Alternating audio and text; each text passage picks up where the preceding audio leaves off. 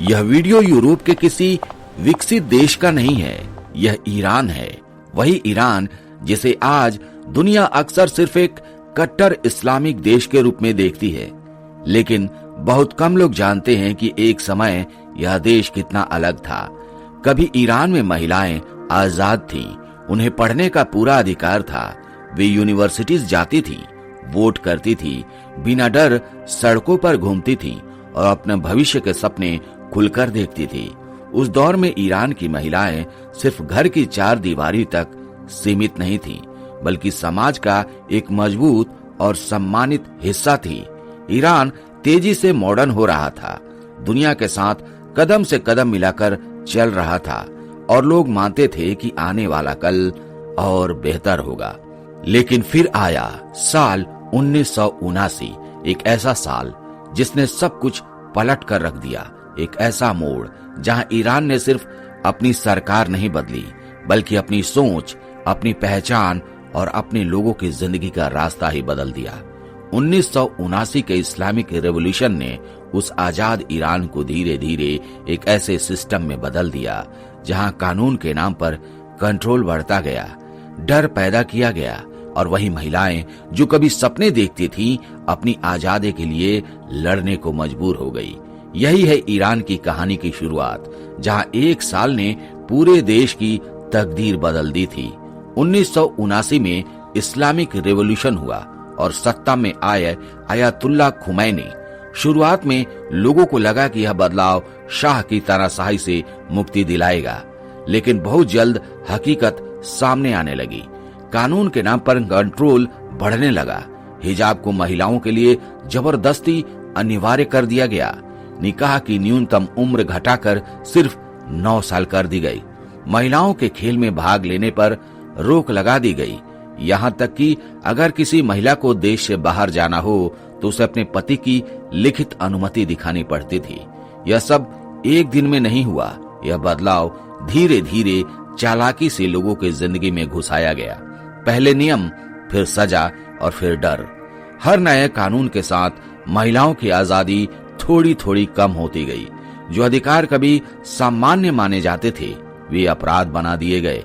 और जब लोगों को एहसास हुआ कि उनके साथ क्या हो रहा है, तब तक यह कंट्रोल उनकी रोजमर्रा की जिंदगी का हिस्सा बन चुका था। आज वही महिलाएं, ईरान की महिलाएं, सड़कों पर खड़ी हैं, खुली आंखों में गुस्सा और दिल में आजादी की आग लिए हुए। वे सुप्रीम लीडर की तस्वीरों को सिगरेट से जला रही हैं, लेकिन यह स्मोकिंग नहीं है, यह एक सशक्त संदेश है।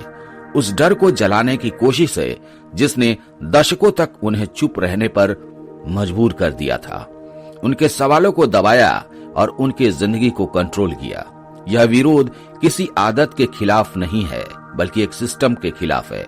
उस सिस्टम के खिलाफ जिसने महिलाओं के शरीर, कपड़ों और फैसलों पर हक जताया। क्योंकि इतिहास गवाह है कि कोई भी तानाशाही सिर्फ बाहर से किए गए हमलों से नहीं गिरती। असली अंत तब शुरू होता है जब लोगों के दिल से डर निकल जाता है। और आज ईरान की सड़कों पर जो दिख रहा है, यह वही संकेत देता है कि डर टूट रहा है। और जब डर टूटता है तो सबसे मजबूत मानी जाने वाली सत्ता भी हिलने लगती है।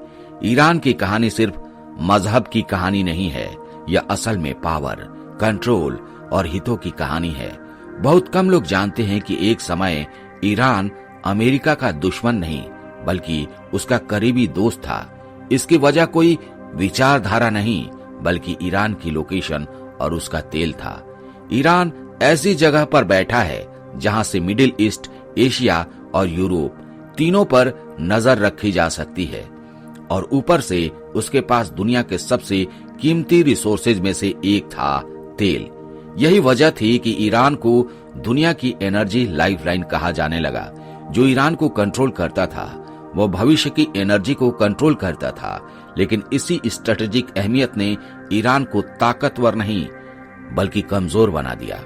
क्योंकि जैसे ही कोई देश ज्यादा जरूरी होता है, बड़ी ताकतें उसे अपने हिसाब से चलाना चाहती हैं। और यहीं से शुरू होती है ईरान की वो कहानी जहां दोस्ती, राजनीति और फायदे के खेल में एक पूरा देश फंसता चला गया। यह वही हिस्सा है जिसे अक्सर वेस्टर्न मीडिया या तो हल्का करके दिखाता है या पूरी तरह नजरअंदाज कर देता है। 1901 में ब्रिटेन ने ईरान के तेल पर ऐसा कब्जा किया जैसे वह किसी देश का संसाधन नहीं बल्कि उसकी निजी जागीर हो। एक समझौते के नाम पर ईरान के जमीन के नीचे छुपे खजानों की चाबी ब्रिटिश हाथों में चली गई। इसके बाद दशकों तक ईरान का तेल बाहर जाता रहा, लेकिन उसका असली मुनाफा ईरान के लोगों तक कभी नहीं पहुंचा। पैसा लंदन और यूरोप की तिजोरियों में भरता रहा, जबकि ईरान कर्ज, गरीबी और असमानता में डूबता गया। जब ईरान के लोगों ने सवाल उठाना शुरू किया कि यह तेल हमारा है, इस पर हक भी हमारा होना चाहिए, तो जवाब बातचीत से नहीं आया। जवाब आया साजिश से, दबाव से और सत्ता के खेल से। लोकतांत्रिक तरीके से चुनी गई सरकार को गिरा दिया गया, प्रधानमंत्री को जेल भेज दिया गया और देश की आवाज को कुचल दिया गया। यह साफ संदेश था कि जब कोई देश अपने संसाधनों पर हक मांगता है तो ताकतवर देशों के लिए लोकतंत्र और नैतिकता सिर्फ शब्द बनकर रह जाते हैं। इसके बाद ईरान में आया शाह का दौर। बाहर से देखने पर देश मॉडर्न लगने लगा। पश्चिमी कपड़े, चमकते शहर, बड़ी इमारतें और विदेशी रिश्ते। लेकिन इस चमक के पीछे एक कड़वी सच्चाई छुपाई हुई थी। ईरान अंदर से एक विदेशी पपेट बन चुका था, जहां फैसले जनता के लिए नहीं बल्कि बाहर की ताकतों को खुश करने के लिए लिए जाते थे। शाह अपने महलों में बैठकर देश चलाता था, जनता से पूरी तरह कट चुका था। असहमति को दबाने के लिए सीक्रेट पुलिस का इस्तेमाल हुआ। विरोध करने वालों को जेल और टॉर्चर का सामना करना पड़ा। यह सब दिखाता था कि मॉडर्न दिखना तरक्की नहीं होती। इसी दमन, इसी घुटन और इसी गुस्से की जमीन पर एक नई ताकत पनप रही थी, और उसी गुस्से से निकला एक नाम, खुमैनी, जो जल्द ही पूरे ईरान की किस्मत बदलने वाला था। खुमैनी ने लोगों के सामने एक वैकल्पिक सपना रखा, एक ऐसा ईरान जो वेस्ट के खिलाफ हो, इंपीरियल ताकतों से आजाद हो, नैतिक हो और धर्म पर आधारित हो। शाह से नफरत इतनी गहरी हो चुकी थी कि लोगों ने बिना ज्यादा सवाल किए इस नए रास्ते को चुन लिया। 98% जनता ने इस्लामिक रिपब्लिक के पक्ष में वोट दिया। लोगों को लगा कि यह बदलाव बस एक शुरुआती कदम है, एक अस्थायी फेज है, जिसके बाद ईरान एक बेहतर और संतुलित देश बनेगा। लेकिन यही सबसे बड़ी भूल साबित हुई। यह फर्स्ट स्टेप धीरे धीरे ऐसे सिस्टम में बदल गया जहां आजादी की जगह कंट्रोल ने ले ली, सवालों की जगह डर ने और सपनों की जगह आज्ञाकारिता ने। नए संविधान के साथ ही ईरान में सत्ता कुछ गिने चुने लोगों के हाथों में सिमट कर रह गई। बाहर से देखने पर इलेक्शन होते रहे, लेकिन असलियत ये थी कि उम्मीदवार पहले ही तय कर दिए जाते थे। कानून बनाए गए, मगर उन्हें कभी भी मजहब के नाम पर बदला या पलटा जा सकता था। धीरे धीरे सरकार की आलोचना करना सिर्फ राजनीतिक अपराध नहीं रहा, बल्कि उसे ईश्वर का विरोध मान लिया गया। सवाल पूछना गुनाह बना दिया गया और असहमति को सजा मिलने लगी। इसी मोड़ पर ईरान एक लोकतांत्रिक उम्मीद से निकलकर एक सख्त कंट्रोल सिस्टम में बदल गया।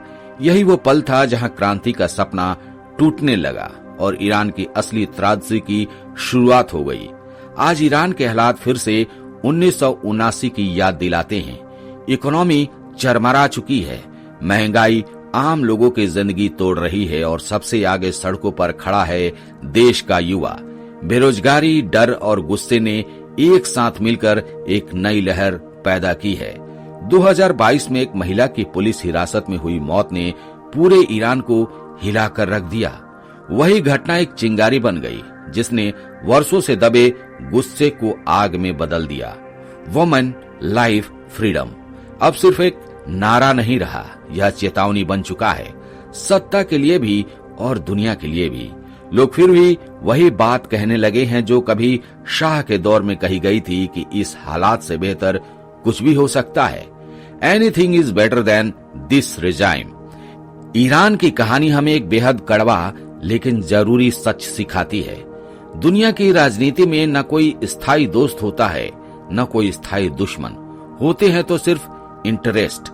जब कोई देश आर्थिक रूप से कमजोर होता है, सैन्य रूप से अस्थिर होता है और मानसिक रूप से बटा हुआ होता है, तब बाहरी ताकतों के लिए उसमें दखल देना आसान हो जाता है। ईरान के साथ भी यही हुआ। कभी दोस्ती के नाम पर, कभी दुश्मनी के बहाने उसकी दिशा बार बार बदली गई। इसलिए असली सवाल यह नहीं है कि ईरान कब विलेन बना या किसने उसे विलेन बनाया। असली सवाल यह है कि क्या हम इस इतिहास को सिर्फ एक कहानी की तरह सुनेंगे या इसे सीख लेकर खुद को मजबूत बनाएंगे, ताकि वही गलतियां दोबारा ना दोहराई जाए जिनकी कीमत किसी और देश ने अपनी पीढ़ियों से चुकाई है।